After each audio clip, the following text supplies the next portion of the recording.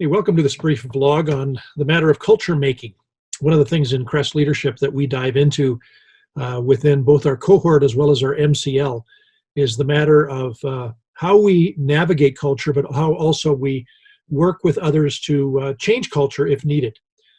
Culture is something that we never get away from. Whatever organization you're in, congregation, nonprofit, for-profit, it doesn't matter. You go every day into an environment that is the culture.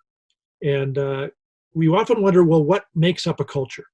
I provided you above a portrayal by James Heskett. He's written an intriguing book called The Culture Code.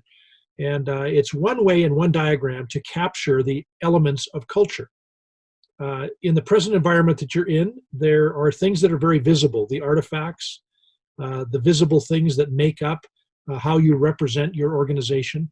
The behaviors that people engage in, the actions, the norms, the policies, the procedures that are very clearly articulated, the way you measure things, those are things that are visible to most people in your organization.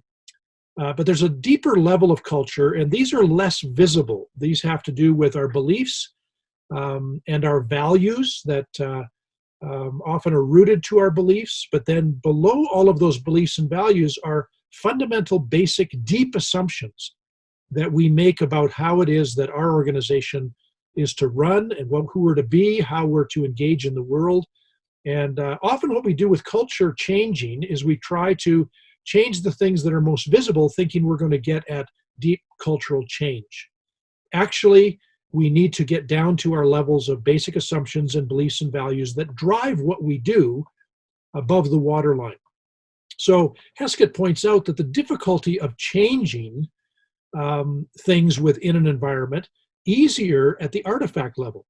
It's easier at maybe directing people's actions. It's easier at the things you measure and how you're going to do that, or your org chart, or your policy manual. It's more difficult to change basic assumptions, but that is where the deepest level of cultural change occurs. One of the things that Heskett points out is that effective and healthy culture can account for a 20 to 30% differential in the performance of your organization. That is, compared to culturally unremarkable organizations. So culture is vitally important.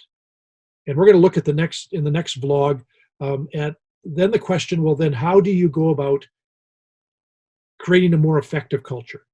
And we'll look at that next time together. Thanks for joining us here at Crest Leadership.